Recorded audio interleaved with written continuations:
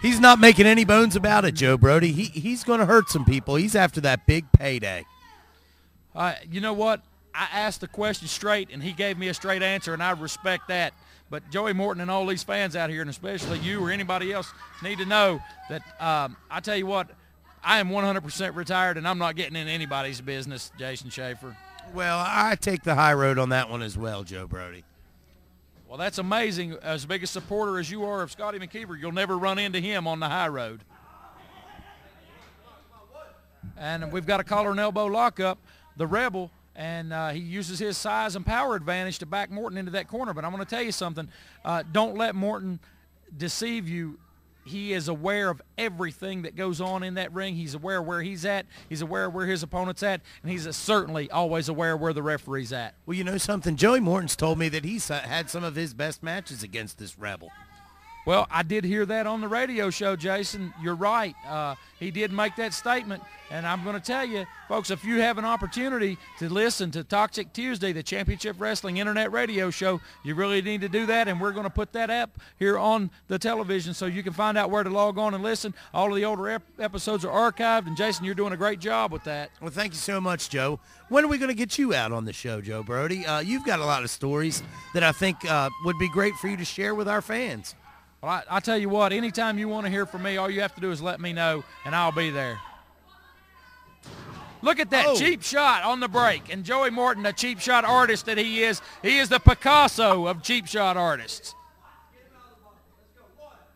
Referee Eric Foster trying to maintain order here, Joe Brody. Hey, and look at that. The Rebel firing back, and Morton on his backside and in the corner begging off. I'll tell you something, this Rebel, he's no slouch. He is a large man, and he is an accomplished veteran. You don't get to be a former United States champion and hold a victory over Scotty McKeever with a title on the line unless you're an accomplished wrestler.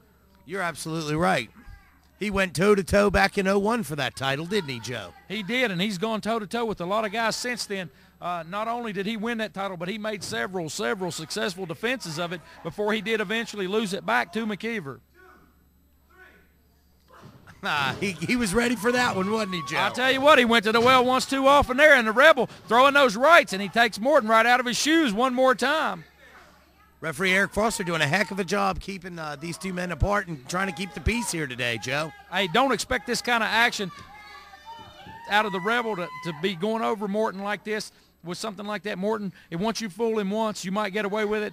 Never again will you ever fool him with the exact same thing again. I know from hard experience in the ring with the man. Fool me once, shame on me. Fool me twice, shame on you.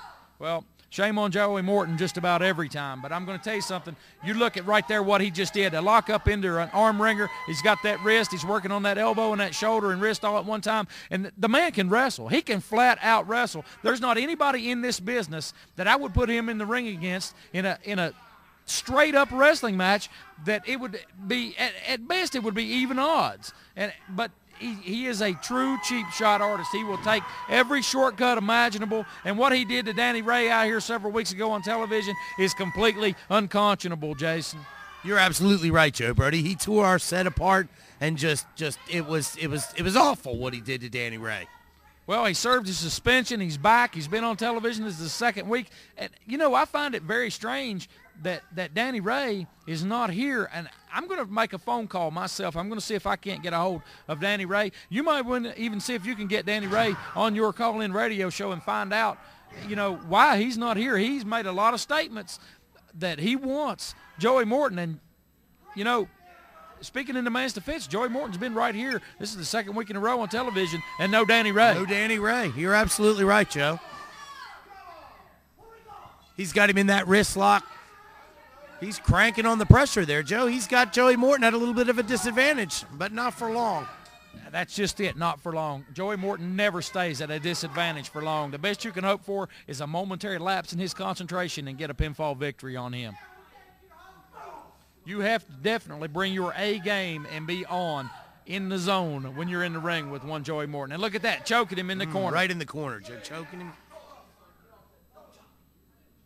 Referee Eric Foster gives a stern warning to Joey Morton, and Morton backs off, but he's right back on him, big right hand again. And the Rebel feeling the effects of that. Well, you know, Joey Morton's not above attacking referee Eric Foster. Oh, he has not. I've actually seen him do that before, but, you know, Foster and Joey Morton have a history together as well. Years ago, Eric Foster was a manager and actually managed a tag team that I mentioned last week here on television, the Atomic Blondes, consisting of Joey Morton, Chuck Jones, and Tony Perdue, and managed them to the AWA World Tag Team titles, and they defeated my partner and myself for those belts. Look at this, Joe. The great equalizer. Look at that soprano blow right here on television. And if you don't know what I mean by that, folks, that means the Rebels singing soprano right now. Getting the warning from referee Eric Foster. Joey Morton returns to his feet. Raking the eyes on that boot, Joe. The boot laces. That's another move that I've used effectively in my career, and I know how hard that it hurts, how much it hurts to have that done to you. And I always took a lot of pleasure in doing that myself, I have to say.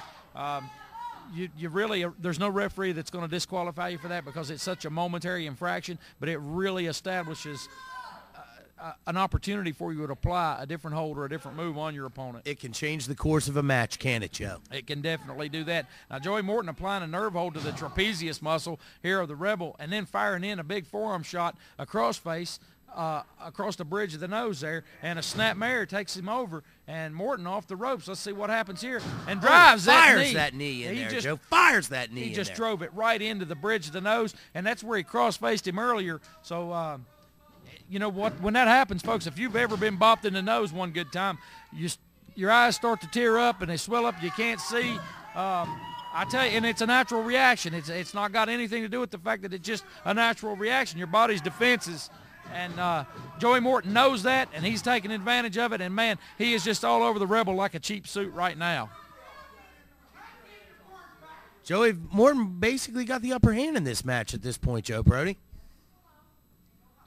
He does, and you know what? The Rebel's been right in there. Look at that. He blocked that right hand and fired another one, and he's back with a second and a third and a fourth right hand. He's going to shoot Morton off. Let's see what he can do. He's going for it. There it is. He's got it. The Rebel.